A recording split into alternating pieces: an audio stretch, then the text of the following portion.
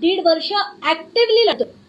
त्याच्या आधी सुद्धा आम्ही FIR केली सांताक्रूज पोलीस स्टेशनला 2016 मध्ये। कशासाठी त्याचा आता मला मोठा खुलासा करायचा आहे, कारण काल मी छगन भुजबळांचं एक प्रक्षोभक असं भाषण ऐकलं आणि खरंच सांगते की डोक्यात तिडीक गेली। म्हणजे आपण म्हणतो ना मराठीत की तळपायाची आग मस्तकाला गेली, तशी तळपायाची आग अक्षरशः मस्तकाला गेली।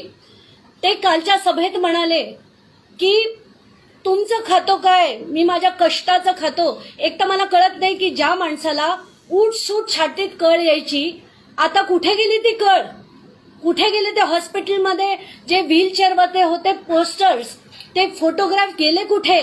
कारण काल जे भुजबळ आपण बघितले त्यांच्यात एवढा जोश आला कुठून? आणि काल ते जे म्हणाले की आम्ही काय आमच्या कष्टाचं खातोय, तर कुठल्या कष्टाचं खातोय त्याचा खुलासा करण्यासाठी आज मी त्यांचं घराच्या इथे फक्त मीडियाला दाखवणार होते की हे त्यांचं घर आहे, जे त्यांचं घर नाही आहे, या परिवाराचं लुटलेलं घर आहे। लुटलेलं कसं झालं तेही मी तुम्हाला सांगते। 1994 मध्ये हे परिवार, हा जो फर्नांडिस परिवार आहे, त्या परिवारात कोण आहे?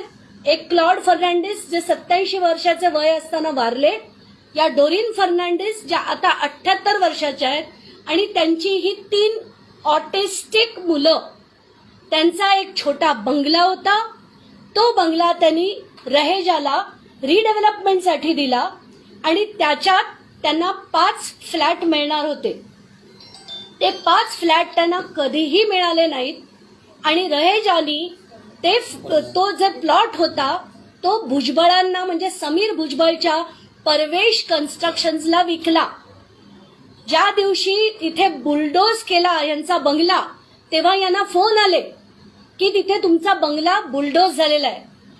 धावत पळत ते अक्षरशः गिडगिडत त्या समीर भुजबळांना भेटले। एक वेळा नाही, 1000 वेळा भेटले, सगळ्यांना भेटले। ते काही झालं नाही। या परिवाराला आज तगायत 1 रुपया सुद्धा कॉम्पेन्सेशन मिळालेलं नाही।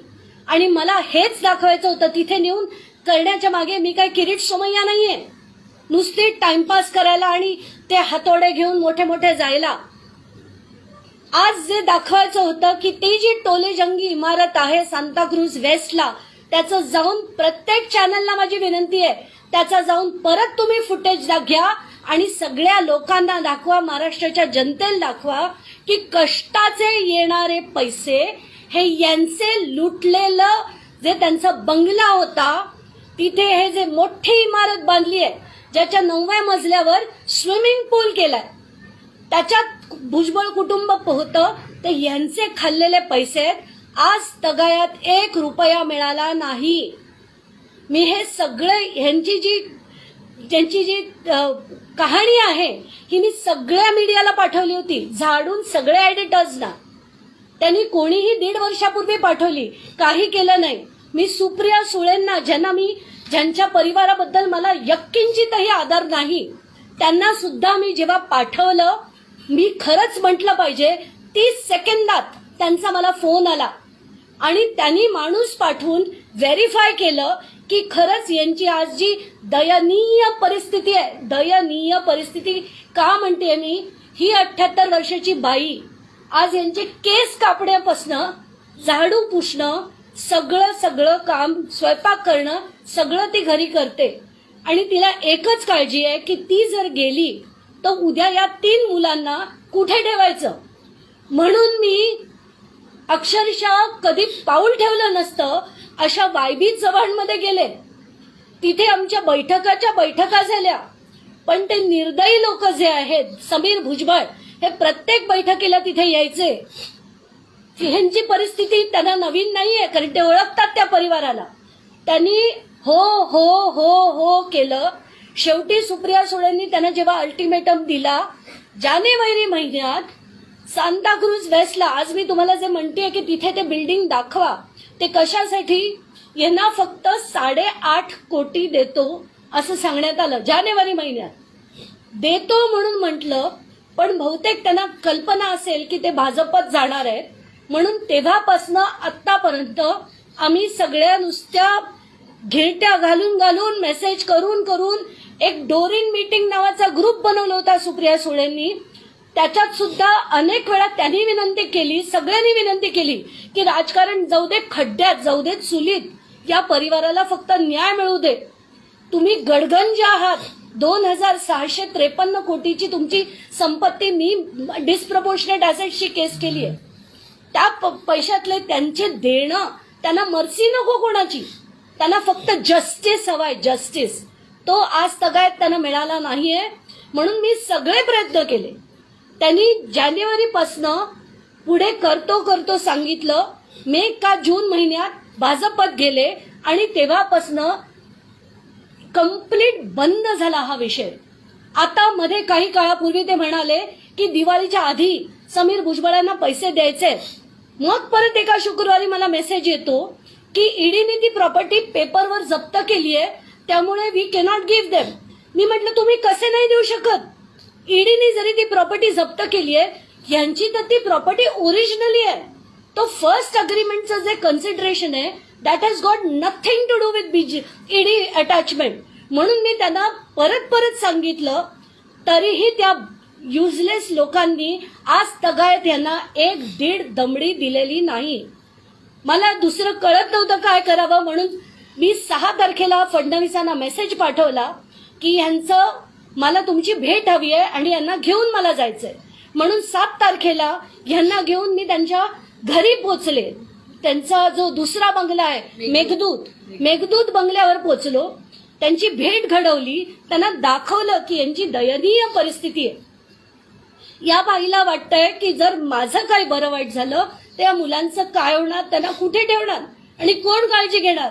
बहुतेक भुजबळांच्या कुटुंबाला वाटत असेल, ते वाट बघत असतील की ही गेली की ही 3 मुलं तर कधी लढू शकणार नाहीयेत. त्याचीच वाट बहुतेक ते बघत असावे. म्हणून आज मला शेवटी ही का घ्यायला लागली. काल जेव्हा मी त्यांचं भाषण ऐकलं आणि त्याच्यात ते म्हणाले की आम्ही कोणाचं खाते, आम्ही कष्टाच्या पैशाने खातो. कष्टाचे पैसे जे आहेत भुजबळांचे, लाज वाटते मला म्हणायला की अशांच्या ओरबाडून घेतलेले ते पैसे आहेत. आज पण मला फडणवीसांना, एकनाथ शिंदेना, अजित पवारांना विनंती आहे माझी, मला राजकारण करायचं नाही. मी ते केव्हाच सोडून दिलंय. मला कालपासून मी जेव्हा ट्विट केलं तेव्हापासून अनेक जणांनी ट्रोल केलं की तुम्ही सुपारी घेतलीत का. तसले धंदे आम्ही करत नाही. आम्ही लढतो ते इथून लढतो आणि लोकांसाठी लढतो. मला जर प्रेस कॉन्फरन्स घ्यायची असती तर मी 1.5 वर्षापूर्वी घेतली असती. पण आम्ही सगळे चॅनल्स केले, सगळे.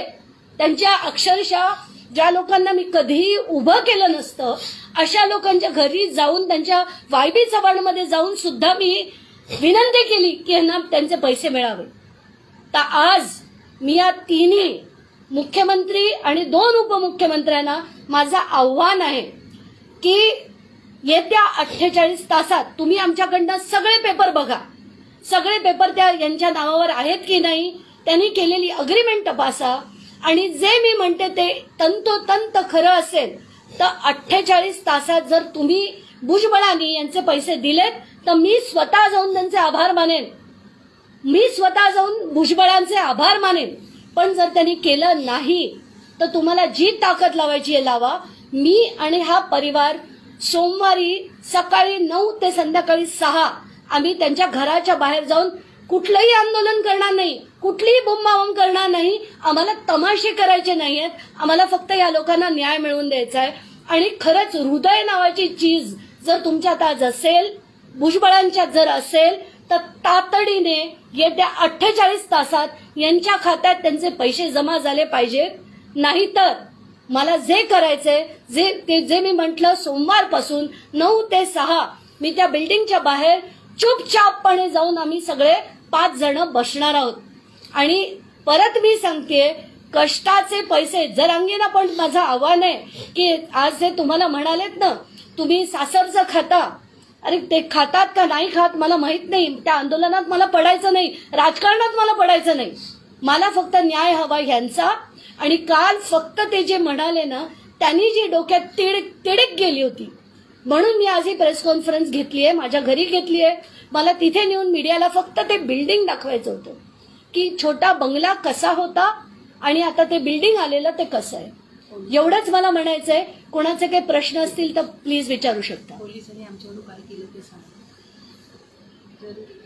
मला अजून एक गोष्ट आता त्यांनी जी सांगितली, आज सकाळी जेव्हा मी तिथे पोहोचले, पूर्णच्या पूर्ण लेन मध्ये सगळा पोलीस फोर्स लावलेला होता. अरे कोणाला वाचवताय तुम्ही? भुजबळांना. कशासाठी? म्हणजे जो माणूस जेलमध्ये जाऊन आलाय, जो या लोकांचे खातो, अशांना तुम्ही वाचवता. आणि आमच्यासारखी लोक जी तळमळीने यांच्यासाठी लढतात त्यांना तुम्ही गाडीच्या बाहेर येऊ देत नाहीत. आणि गेले आता सांताक्रूज पोलीस स्टेशनच्या हद्दीत तो बंगला येतो, पण मला नेलं कुठे? जुहू पोलीस स्टेशनला. आणि तिथे जाऊन सुद्धा एवढे तमाशे झाले की म्हणजे पोलिसनी मला आत एकतर म्हणाले तुम्ही वर या, नाही तर तुम्हाला खेचून घेऊन जाण्यात येईल. माझी सहकारी माझ्याबरोबर होती, तिच्या हाताला ओढून तिला पोलिसांनी नेलं. काय करतायत गृहमंत्री? हेच गृहमंत्री पूर्वीच्या काळी त्याच भुजबळांविरुद्ध लढत होते. त्यांनी PIL फाईल केली होती किरीट सोमय्यांनी आणि भाजपनी. त्यांनाच आज घेऊन तुम्ही त्यांना फूस देताय. कशासाठी? आणि तुमचंच गृह मंत्रालय आज वापरून माझ्यासारखे लोक जे लढतात यांच्यासाठी त्यांना तुम्ही त्रास देताय. बास करा आता, हे बास करा. आणि खरंच लोकांचे प्रश्न, कारण आज आपण मीडियात बघतोय याचा टोला, त्याचं प्रत्युत्तर, सगळा नुसता गटार गंगा करून टाकली आहे राजकारणाची. बास करा. कुठल्याही राजकारणाशी नाही, कुठल्याही आंदोलनांशी नाही. मला फक्त या लोकांना न्याय मिळवून द्यायचा आहे आणि तो मिळवून द्यावा अशी कळकळीची विनंती मी मुख्यमंत्री आणि दोन उपमुख्यमंत्री आहेत त्यांना करते. धन्यवाद.